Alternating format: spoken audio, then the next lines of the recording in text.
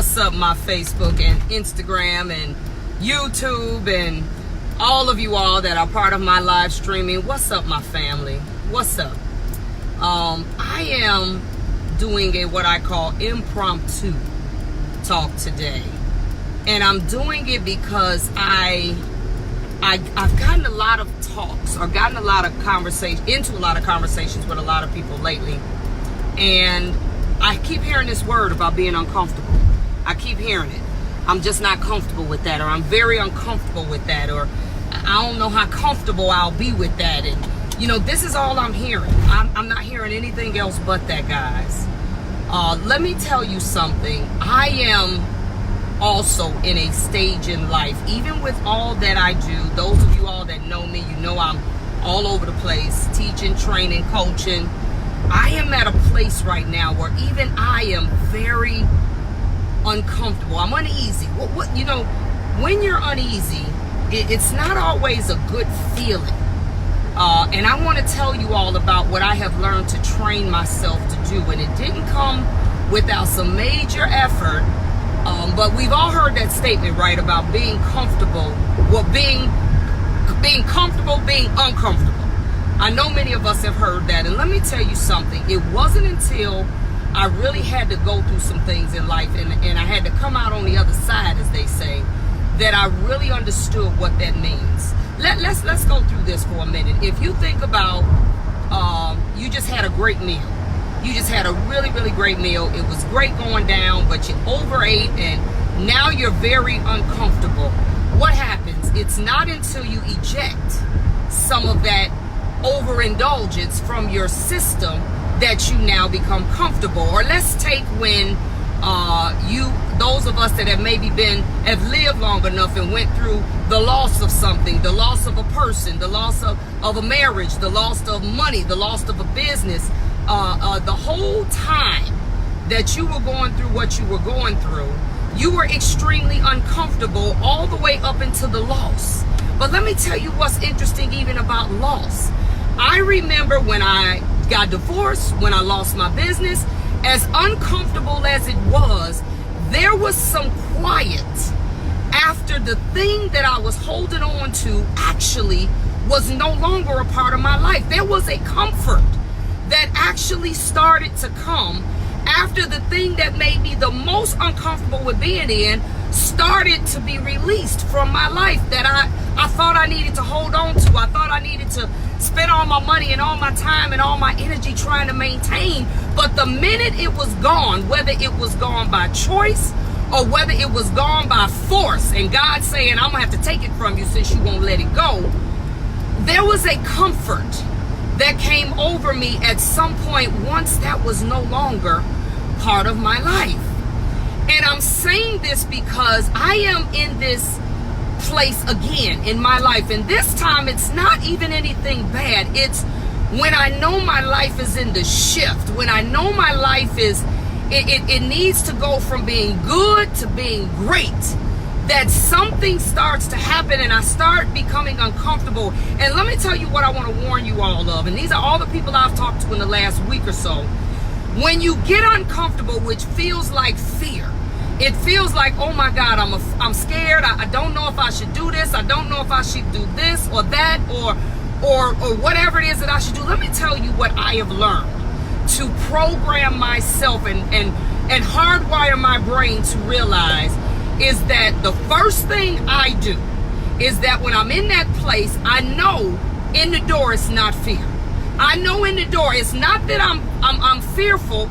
No, because God didn't give me that. It's not fear. It's that the fact that God is shifting me somewhere that's just unfamiliar. It's just unfamiliar territory. It's like if you go over your mom's house or your friend's house or whose ever house, after you've been there a couple times, you get comfortable. You take your shoes off. You go in the refrigerator without having to ask somebody if you went. But if you go over somebody's new's house, you're not as comfortable yet to do that because it's just unfamiliar to you right now. It's not fear. It's just you don't have the familiarity with this. It's unfamiliar territory. So I want you all to find a way when you're uncomfortable to not let it take you under to the point where it's like, I'm too scared to do this. Because if you rest on that fear factor, you will allow your uncomfortable position to keep you from moving, to keep you from shifting. And I'm here to tell you, it's normal. All of us go through it. I don't care what level of a success we attain. When it's time for God to take you another level higher, there's some things you got to charter into some unfamiliar territory. You're going to have to take some risks. You're going to have to make some sacrifices. You're going to be like, I don't know. Now, as you get older, I'm older now, I do take calculated risks. And I do try to process through, and I do try to plan. But even I see my friend Michael Woods on here, and even in the best laid plan, you can't figure everything out. There's sometimes you just going to have to jump and say, you know what? I've done all the research I can do. I've done everything that I think I need to do to figure this thing out. But I'm just Nike got the best slogan in the world. At some point, you just gonna have to do it. That's it. But I want to let you all know that thing about being uncomfortable, it is absolutely, positively normal. It is normal to be uncomfortable when you're being stretched. I've lost 52 pounds in 6 months. And I'm going to tell you all, it has been very, now it's comfortable now because I'm disciplined to be able to do and eat and do all that stuff. But it didn't come without me being uncomfortable. It started off by me becoming allergic to dairy. And I wanted to eat better anyway. So God knew he needed to help me out a little bit, because if I just had to do it on my own and still try to get myself together with I love cheese, y'all. I love it. Now I eat vegan cheese. God said, I'm going to give her a little help. I'm going to give her a little help, and I'm going to make it where some of the stuff she likes, she can't handle it no more, because it would make me really sick. And I said, okay. So after that, I was very uncomfortable. I now got to structure eating. When I travel, I got to get hotels with kitchens and all this stuff, because now I have to structure being a little uncomfortable with not just flying to the fast food joint, and I have to plan what I'm gonna eat. I rent cars, I go to grocery stores, I buy food, so that I can now walk into this new comfortable territory that I'm in. But in the beginning, wasn't nothing comfortable. Ain't nothing fun about working out. I don't care what nobody says. Working out is, for most of us, is what we have to do. And in the beginning, you are extremely uncomfortable. You're uncomfortable to the point you like, I ain't coming back to the gym no more. But I want to tell you, it will pass, and you will start to embrace this new territory, and you'll start seeing the fruits of your labor and the results, and you'll say, oh, you know what, it ain't so bad. And then you'll be on fire. But the problem that I want everybody to understand is to not allow yourself, when you're uncomfortable, just say, I can't do it no more. I can't do it. And you get so fearful that it eventually prompts you to just say, I'm done with it.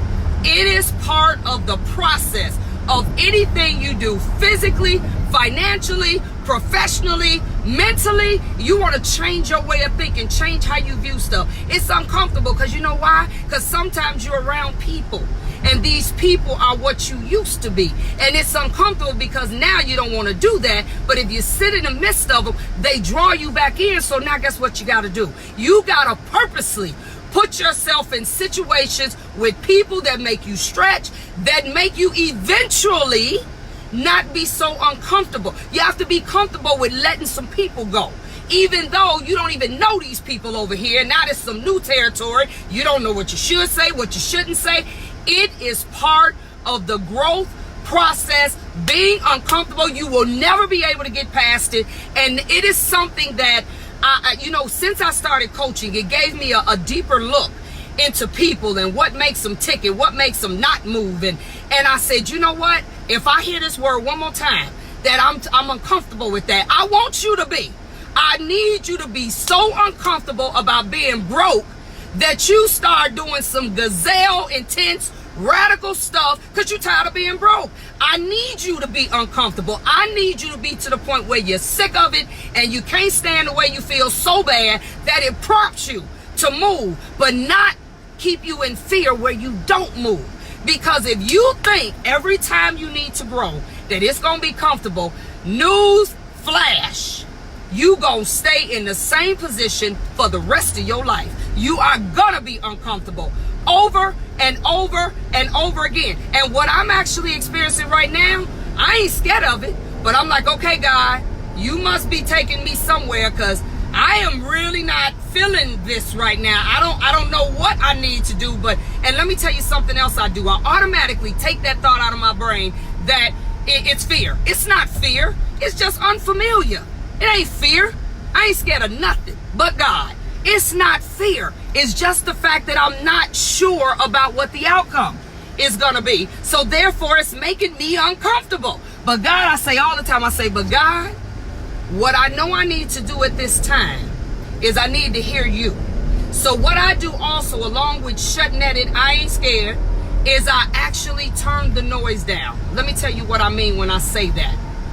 A lot of us live extremely busy lives, just all over the place, moving. Some of us moving and ain't doing nothing. We just running, but ain't producing nothing. When I feel I'm in that state, what I do to turn the noise down is anything that I can eliminate that is not absolutely necessary for me to do. I can't do that right now. I can't do that right now. Every opportunity I get for quiet, for peace in the car, no radio, fasting from food is easy for me. What's difficult for me is fasting from media, because I love TV. I'm a TV movie junkie. In that frame, I say, you know what? TV is distracting me. I need to think. I need to hear. I need to focus. I need to get through and see what it is that I need to do in this uncomfortable moment, because it's something that I need to pay attention to. And because I'm feeling a little weird. That's when you start losing sleep, because you're like, I don't know, should I do this? Should I do that? So I also bring the noise down. Anything that I ain't got to do, I ain't doing. I'm like, no, because I need to hear from God. I need to pay attention to what people are saying to me. I need to pay attention to what's not being said. I need to focus. I read a lot anyway. That's the time when I read more. I need to go deeper. I need to understand. I pray more. I pray every day. But that's the time when I find that I'm all day. I'm just like consulting with God all day. It's like, God, I know you're trying to tell me something. You're trying to say something to me, because I don't like the way this is feeling right now. I don't like being broke. I don't like when I don't know if I should stay in partnership with this person, or should I sell my business, or should I move in a suite, or should I get divorced, or should I put my kid out, or I don't know what I need to do right now. And I've also learned in that cycle, don't make any life altering decisions at that moment, because they'll all be emotional. So what I do, and I believe you gotta just do some stuff at some point. You'll know the difference when you need to bring the noise down for a minute, and I need to just hear before I make a decision, and then you'll know when to move. In that cycle is where I got clarity, and I have to do it all the time. That's where I get clarity. That's where I get some understanding. I've even said this, God, I don't know what to do. Give me an unmistakable sign. I don't care if it's a stranger walk up to me and say something out of the blue. If I pick up a book and the first page I turn to says clearly what I need to do, give me an unmistakable sign that I'm at least going in the right direction. Give me that sign. But I have to do that when I get quiet. So I want to say this because I see so many of you all, and I hear it every single day. I'm on the phone with coaches, with people that want, because I actually do a lot of negotiating for people with contracts. I actually assist a lot of people building suites. It's way past coaching. And I hear it all the time that whenever something gets hard, or when it gets a little uncomfortable, the hesitation in moving, the hesitation in at least knowing that, or saying, you know what, right now I need to not make a decision right now. Don't ever be forced into making a decision. Say, you know what, give me 24 hours. Let me go process this, and then I'll give you an answer tomorrow. But you still got to do something. And let me tell you all something that are in that fear mode, and you haven't even gotten to the stage that I'm talking about. Whether you know it or not, to do nothing and to sit there and just be paralyzed in fear is still a decision. It's still a decision. That doing nothing will say, That thing about what you don't know won't hurt you. What you don't do will hurt you. What you don't start moving in the direction of, yes, it will hurt you, because it'll cost you money, it'll cost you time, it'll cost you many things, and you got to, at some point, make a decision. You have to. But I want you all to understand that what you're feeling right now, it's the best of us go through it. When we know we got to shift, move, you just have to translate how you interpret that uncomfortable feeling. You know, Simon Sinek, who I love, if you all have read any of his books, Leaders Eat Last, Start With Why, Find Your Why, he's just a phenomenal young man that has just kind of just went bananas on the scene, like with speakers and motivational stuff. And he says that he talked to athletes, professional athletes, and this is what I want you all to do.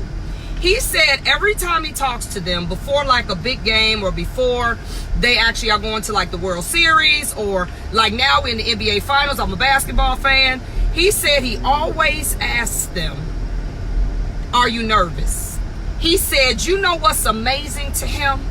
He said every single one of them will not say they're nervous. They will not use that word. You know what they've trained themselves to do? They've trained themselves to say, I'm excited. I'm excited. I'm really excited about going into this World Series, these NBA Finals, this Super Bowl. I'm excited. He said he interviewed one after the other. He said you will not get one of them to say they're nervous. Now we know what they're nervous. We know that. I don't care how many times they've been there. I don't care how many rings they have, how many trophies they have. Whenever you go into something that great, there is something in you that starts stirring up.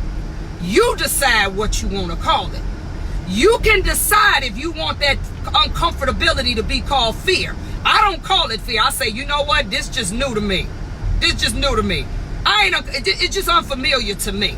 Just like an athlete will never say they're nervous. They'll say, I'm just overexcited, or I'm excited, because nervous now starts to shut you down, just like fear will. But if you say I'm excited or I'm overexcited, now you've trained your brain to just shift your perspective, to just shift how you gonna look at it, because it's part of the growth process. You're gonna get those feelings of, I don't really know what to, but you have to decide what you want to call it. That's right. Look at my girl, Stacey B. Williams. She's always on my lives. You got to change the narrative. You got to change the narrative so you don't, as I say, punk out or cow it out or think. And I tell people, okay, fine.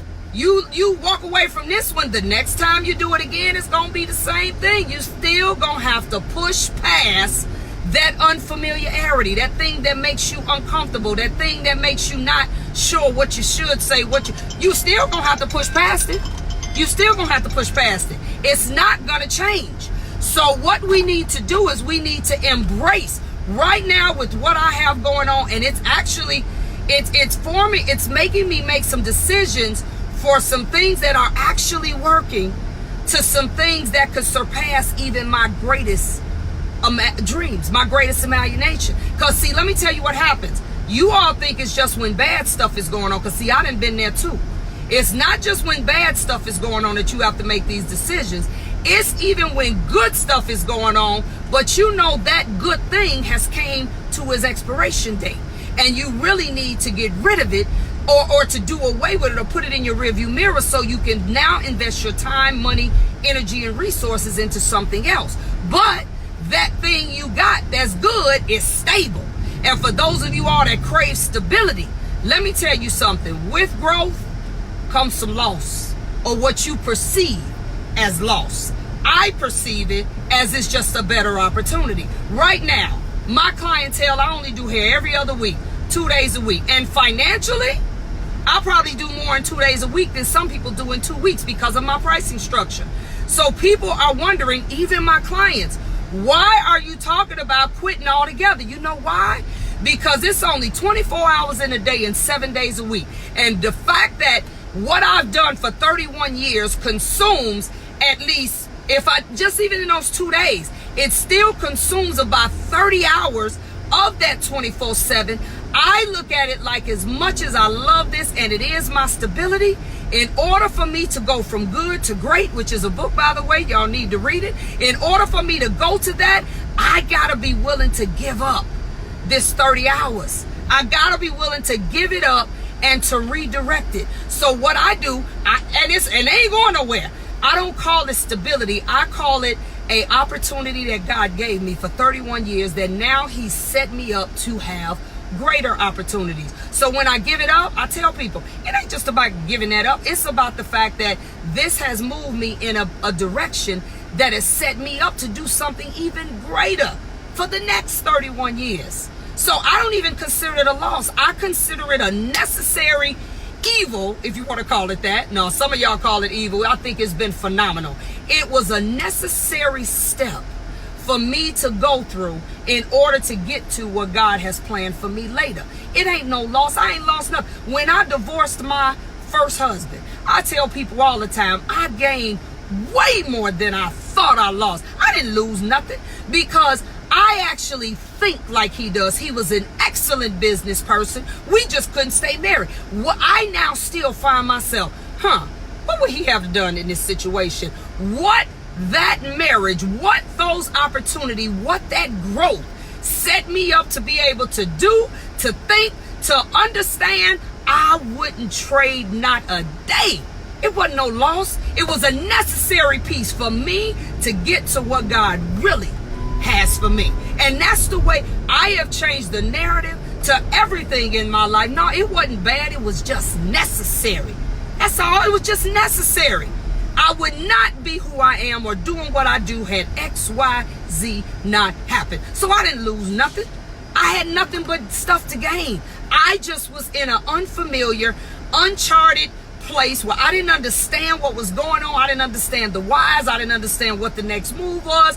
But little by little, when I brought the noise down and I said, God, okay, tell me what to do next, I have been able to look at everything that I have experienced, every decision I've had to make, and understand why it was necessary.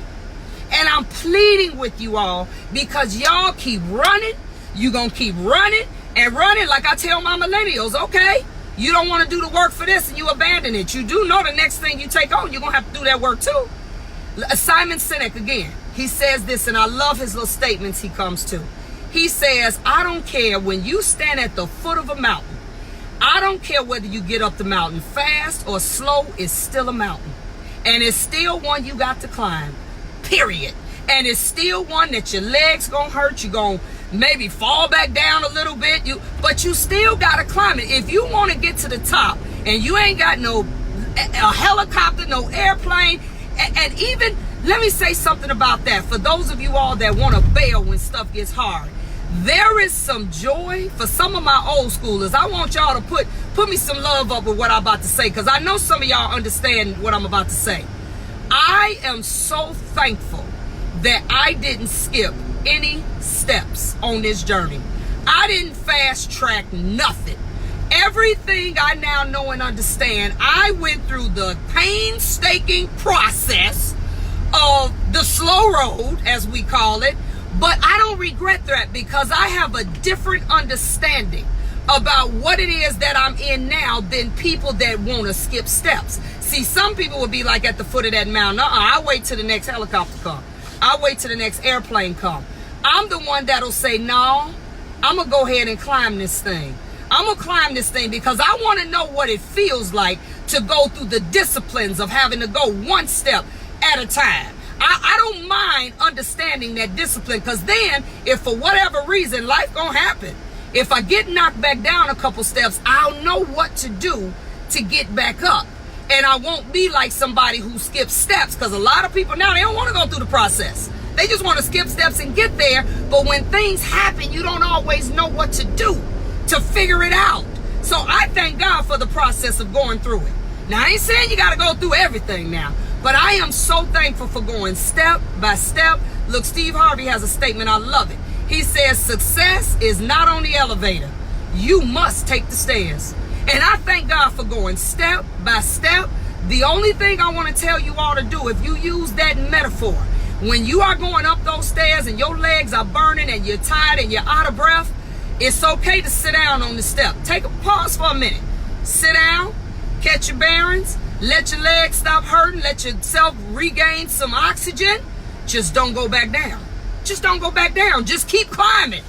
You might have to push pause. And for all of you all that, and a lot of my talks that I have are from people constantly saying, all I've been hearing for the last month, and I don't know, Nick, that's just not comfortable. I don't know, that makes me a little uncomfortable. That's all I've been hearing, y'all. And I'm like, so what? I want you to be uncomfortable. I want people to talk to me who say I'm uncomfortable and I know it and I'm ready to fix it. They understand being uncomfortable is part of the process. You're going to be uncomfortable. So get used to it.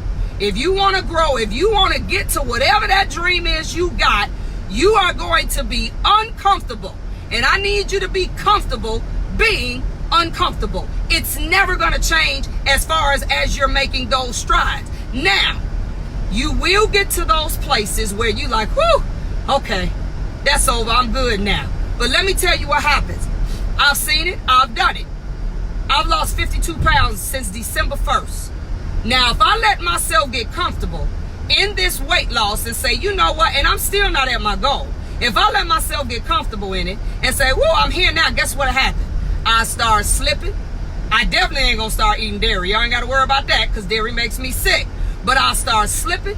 I'll start doing things that I know are not part of the process. And little by little, you can find yourself putting that weight back on, putting I used to get breakouts from eating certain stuff. Little by little, that stuff will start happening because I have to make sure that I'm always striving for something else that makes me uncomfortable. The minute I say, I'm getting too, I've changed the narrative and said, I'm getting too comfortable right now. I'm getting too comfortable, which means I'm gonna start slipping. Because as long as you're uncomfortable, you're gonna keep striving. As long as you're uncomfortable, you're gonna keep fighting to get out of that uncomfortable situation. The minute you get comfortable, you're gonna start slipping. You're gonna start saying, I don't need to do that anymore, because you feel like you've arrived somewhere. I want you to get past that I'm uncomfortable thing and literally get to the point where you don't even like being comfortable. Because usually when you get comfortable, people get complacent. They get to the point they don't grind no more. I remember when I was in my deepest financial ruin, that was when I paid the most tithes, y'all. Y'all know that? Now I pay them now, like clockwork. But I remember that's when I paid the most tithes. When I needed God just that bad, I said, God, I'm gonna do everything right because I'm so uncomfortable. I don't want to be here no more. Then I came out of that, and then I started slipping. Oh, I double up next week. And I said, no. Let me get back to where I was, because see, God can allow that to happen again. So I said, no. I don't want to go back there. So let me practice being uncomfortable, meaning if it's a situation where I felt like after that I don't really have this money to pay, I paid it anyway.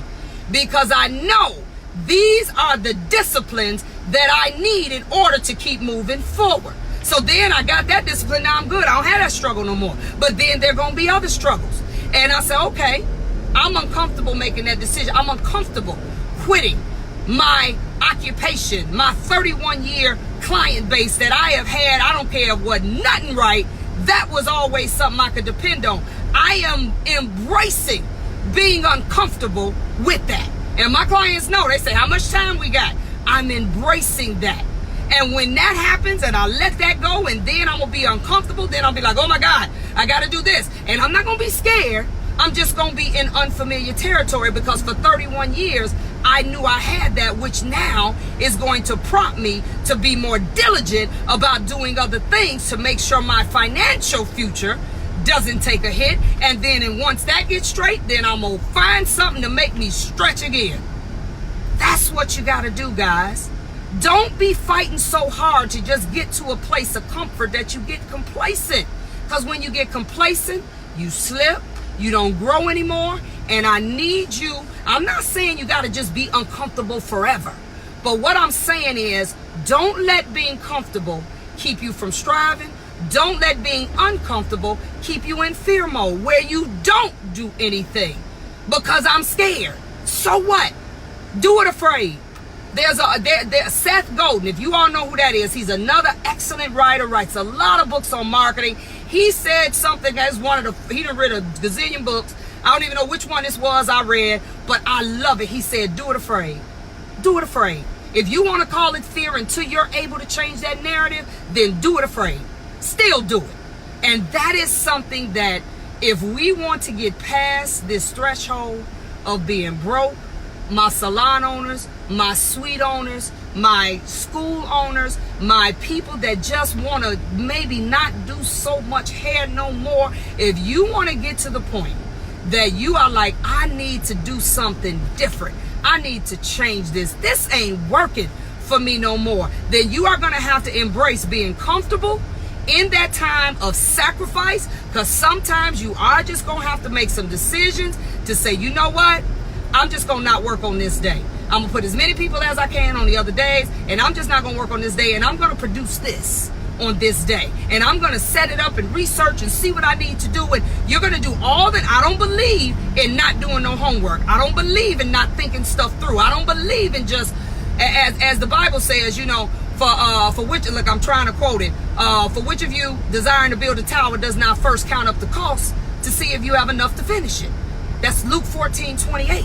I don't believe in just doing stuff haphazardly. I believe you do have to process, even if it's quickly, what it is that you think you're about to do. The coaching groups that I have 4 now. The coaching groups that I have, that's what I do.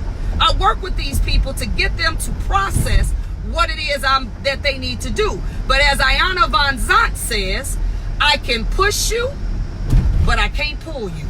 I can push you, but I can't pull you.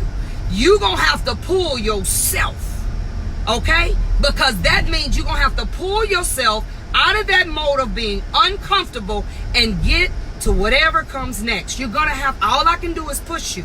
But you have to make the decision, I'm going to do it afraid. I'm going to do it even though I don't like the way it feels, and I don't know what's on the other side, and I don't know. You know, there are people, and I'm shifting gears a little bit. It made me think about, I have a friend, and my mother's also like this. I'm a movie buff. Have you ever sat with somebody that wants to try to figure out the movie all while the movie is going on? So all they do is talk and be trying to figure out what's going to happen next and this and that and the other. You know what I say to them? I almost can't stand watching a movie with somebody like that. But you know what I say to them? There are some things in life that you just got to let play out. Watch the movie. Watch and learn. Make whatever shifts you need. And this is, I'm making this kind of metaphoric to life. Some things you're not going to know what's going to happen. A lot of stuff you aren't going to know what's going to happen at the end of the movie. But that in itself cannot keep you from watching the end of the movie. If you didn't know what was going to happen at the end of the movie, you just not going to watch it? No, you're going to watch it, and hopefully you're going to be quiet all while you're watching it so that other people can learn what's going on in the movie. But this is something, guys, and I see it all the time. I have people now that I've coached that I personally feel they're at a paralysis because they think there's some magic moment, there's some big thing that's going to happen and going to all of a sudden take you out of this uncomfortable state. No, it's just like working out. It's just like rehab. For anybody who's been through rehab, I had a really bad car accident back in 2009. And I couldn't turn my head right or left for about 6 months, and I couldn't lay flat. Like I couldn't sleep flat for like 6-7 months. So it was miserable, guys. Miserable. But for any of you all that been to rehab, I had to go to rehab for 8 months. And they would do these crazy things with my neck, stretch it out like neck traction and this pump and these electrode thing. I hated all that stuff. And most of us that go through rehab, you feel like they're killing you, right? You feel like this cannot be helping because all I feel is pain. And I know these people are killing me. But guess what happened? As I went through rehab, as uncomfortable, I mean, there were mornings I was like, I ain't going. I'm not going through that today. I don't feel like them putting me in that kind of pain. I just don't feel like it. But I went anyway. And as uncomfortable as it was, I remember the day I woke up like, oh my God, I could actually turn right or left. My neck actually don't hurt as much anymore. And then as that went on and that went on, I remember the day that I had no pain. I remember the day I was able to lay flat without my neck being on fire, although I thought they were killing me. And what happened was they worked and I worked. I allowed them to work through the pain until eventually what was once uncomfortable and I thought it was killing me, it ain't uncomfortable no more. But I had to make the choice that I ain't gonna quit going to rehab. I'm not just gonna say forget y'all because y'all killing me. They can't make me go to rehab. But I made a decision to go, and then they did their job. But if I had to stop going because I felt like they was killing me, I probably still wouldn't be able to turn fully right or left today. Still. So I want to just say this. I'm actually on my way to the flight going to Premiere, guys. If anybody out there is going to Premiere in Orlando, I've been going to Premiere since I've been in beauty school. I love that show. So I'm actually getting ready to pull into the airport parking garage because I park right at the door and get out. I'm on my way there, so I'm going to finish this up. But I just want to say something to all of you all. If you're in that place and you're uncomfortable and you feeling, like you're going to throw up sometimes about what your next move is, it's not fear. I just want to tell you that. I want to encourage you to keep moving. Go through the rehab. It will get better, but you got to keep moving. Just don't check out. For those of you all that have heard me do that video, just don't stop. It's not fear. It's just unfamiliar. It's just something you're not sure about. You don't know what's on the other side. You have no idea whether it's even going to work or not. But nothing beats a failure but a try. That is the truth. And I know you all have heard successful people say this, and I don't think you really fully understand, some of you all. Failure is also part of the process. Failure is part of it. Failure is where you learn stuff. Failure, those that never fail is those that never try. You gonna have to fail at some stuff even to know what you shouldn't do. I have learned my greatest things or assets or attributes to give to people from my own failures. I love that I failed at a bunch of stuff. It's gonna fail at some more because I'm gonna try it, and if it don't work, oh well. And I'm gonna say this and then I'm gonna get off. My ex-mother-in-law used to say something. I love taking people's sayings, as y'all can see. She used to say, if God didn't think we was gonna make mistakes, y'all, he wouldn't have put erasers on pencils. And I used to love when she used to say that. So I want to just end with this. I want you all to embrace being uncomfortable and be comfortable in it. And the minute you get too comfortable, I want you to purposely, intentionally make yourself uncomfortable again. I want you to know that it is in your discomfort that true growth happens. Peace out. I'll see you at Premiere.